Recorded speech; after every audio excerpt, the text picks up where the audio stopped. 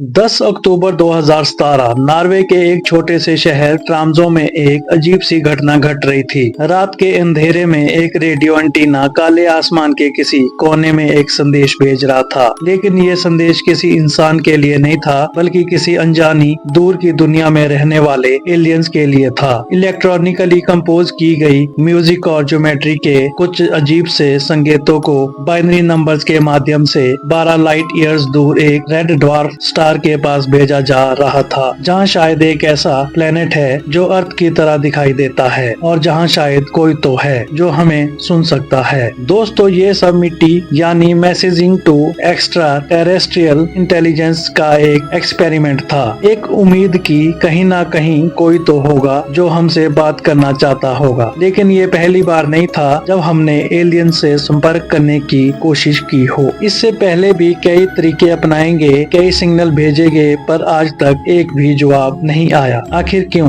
क्या हम इस पूरे ब्रह्मांड में अकेले हैं, या फिर कुछ ऐसा है जो एलियंस को हमसे संपर्क करने से रोक रहा है? और सबसे बड़ा सवाल, क्यों स्टीफन हॉकिंग और उनके जैसे ब्रिलियंट साइंटिस्ट बार बार ये कहते आए हैं कि हमें एलियन से संपर्क नहीं करना चाहिए? कहीं ये कोई चेतावनी तो नहीं? आइए इन सभी सवालों को एक्सप्लोर करते हैं और जानते हैं कि सच क्या है। दोस्तों, मैं हूँ हैरी और स्वागत है आपका द हैव सेट के एक और धांसू एपिसोड में। चलिए शुरू करते हैं। 4.5 बिलियन ईयर्स पहले जब हमारी पृथ्वी नई बनी थी, तब यहाँ कुछ भी नहीं था। लावा की नदियाँ बहती थी, वातावरण जहरीला था, ना पानी था, ना ऑक्सीजन, और ना ही किसी प्रकार की जीवन की कोई संभावना थी। लेकिन जैसे जैसे समय बीता, पृथ्वी में बड़े बदलाव आने लगे और धीरे धीरे यहाँ जीवन फलने फूलने लगा। यानी 4.5 बिलियन सालों में ही हमारी पृथ्वी ने एक वीरान लावा ग्रह से एक हरी भरी जीवन से भरपूर दुनिया तक का सफर तय कर लिया। अब आप सोच रहे होंगे कि मैं यहाँ पृथ्वी के इतिहास को क्यों दोहरा रहा हूँ। हमारा यूनिवर्स लगभग 14 बिलियन साल पुराना है। इतने सालों में ना जाने कितने प्लैनेट्स बन चुके होंगे और उनमें से कई हमारी पृथ्वी से भी पुराने होंगे। दोस्तों, वैज्ञानिकों का अनुमान है कि केवल हमारी मिल्की वे गैलेक्सी में ही कई बिलियन प्लैनेट्स मौजूद है। अगर इनमें से सिर्फ 1% प्लैनेट्स भी पृथ्वी से पुराने हुए तो उनकी संख्या भी करोड़ों में पहुंच जाती है। लेकिन इन करोड़ों प्लैनेट्स में से एक भी ऐसा प्लैनेट नहीं मिला जो इन अरबों सालों में इतना ट्रांसफॉर्म हो पाया हो कि वो पृथ्वी जैसा बन जाए, जहां पानी हो, पेड़ पौधे हो, जीवन हो और इंसानों की तरह या शायद उनसे भी अधिक इंटेलिजेंट लाइफ मौजूद हो। दोस्तों, ये मानना थोड़ा मुश्किल जरूर लगता है, लेकिन सवाल यही है, आखिर क्यों? 75 साल पहले मशहूर भौतिक वैज्ञानिक एनरिको फर्मी को भी यह बात हजम नहीं हो रही थी, इसलिए उन्होंने सीधी भाषा में सवाल किया, एलियंस कहाँ है? अगर ब्रह्मांड इतना विशाल है और जीवन की संभावनाएं इतनी अधिक है, तो फिर अब तक हमें दिखाई क्यों नहीं दिए? इस सवाल को आज हम फर्मी पैराडॉक्स के नाम से जानते हैं। एक ऐसा सवाल जो आज भी एक अनसुलझी पहेली बना हुआ है। कई वैज्ञानिकों, रिसर्चर्स और थिंकर्स ने इसे सुलझाने की कोशिश की है। ऐसे ही एक रिसर्चर है MIT के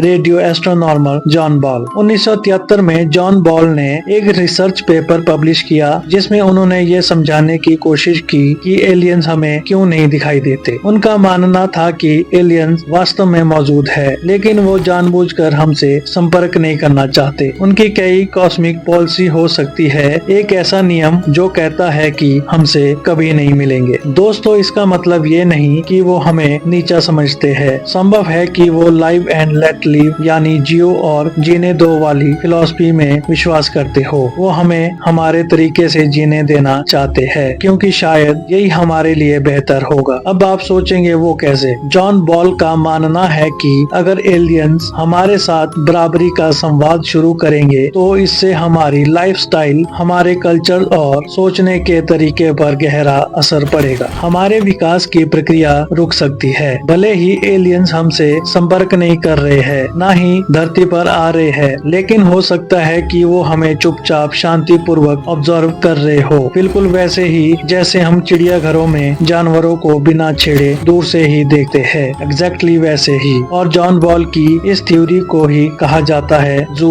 हाइपोथेसिस। दोस्तों, नॉर्वे में मिट्टी के वैज्ञानिकों द्वारा जो संदेश भेजे गए हैं, उनका मकसद एलियंस को ये बताना है कि अब हम इंसान मैच्योर हो चुके हैं। हम अब अपना भला बुरा खुद समझ सकते हैं और हम अब आपसे संपर्क करना चाहते हैं। मिट्टी ईटी के इस मैसेज का असली पोटेंशियल क्या है, क्या एलियन सच में इसका जवाब देंगे? इसका जवाब जानने के लिए हमें अभी करीब 16 साल का लंबा इंतजार करना होगा, क्योंकि यह मैसेज 2029 तक उस संभावित ग्रह तक पहुंचेगा। और अगर वहां वाकई कोई इंटेलिजेंस सिविलाइजेशन है और उन्होंने जवाब भेजा, तो वह जवाब हमें लगभग 2041 तक मिल सकता है। लेकिन सवाल यह है, क्या वो सच में रिप्लाई करेंगे? वैसे दोस्तों, वैज्ञानिकों का मानना है कि सिर्फ एक बार, और वो भी एक ही दिशा में मैसेज भेज देने से एलियंस की ओर से रिप्लाई आना बहुत मुश्किल है। अगर वाकई में एलियंस तक हमारी मौजूदगी की हलचल पहुंचती है, तो हमें कई मैसेज अलग अलग दिशाओं में लगातार भेजने होंगे। अब इससे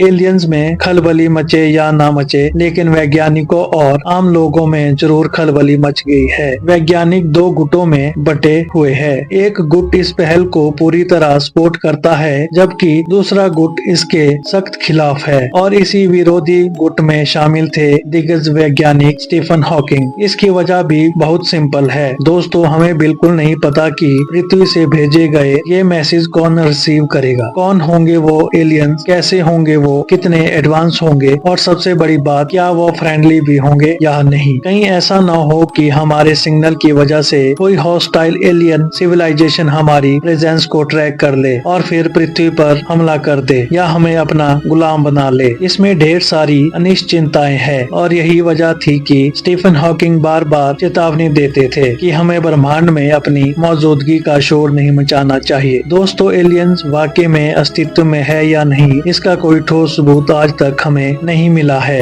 जू हाइपोथेसिस के अनुसार एलियंस शायद हमसे कभी मिलेंगे ही नहीं, लेकिन ऐसा भी तो हो सकता है कि एलियंस उतने इंटेलिजेंस ना हो जितना हम उन्हें मानते हैं, या फिर हो सकता है वो भी हमारी तरह सिग्नल भेजने की कोशिश कर रहे हो, लेकिन उनके सिग्नल हमें अब तक मिल ही ना पाए हो। अब तक कई यूएफओ सिग्नल्स दर्ज किए गए हैं और कई अनडॉक्यूमेंटेड एलियन एनकाउंटर्स की भी कहानियां सामने आई है। कुछ लोग तो ये मानते हैं कि यूएस नॉर्वे के एरिया 51 में कुछ एलियंस को पकड़ कर रखा गया है। क्या ये सब सिर्फ अफवाहें हैं या कहीं इनमें कोई सच्चाई भी छिपी है, यह तो कोई नहीं जानता। लेकिन एक घटना है जो पूरी तरह से सच है। साल 1977 जब वैज्ञानिकों ने ब्रह्मांड से एक बेहद अजीब सिग्नल रिसीव किया था। 72 सेकंड लंबा यह सिग्नल इतना अनोखा और रहस्यमय था कि इसे रिसीव करने वाले वैज्ञानिकों ने उसके सामने सिर्फ एक शब्द लिखा, वाव। और तभी से यह सिग्नल पूरी दुनिया में जाना जाने लगा, वाव सिग्नल के नाम से। अब दोस्तों,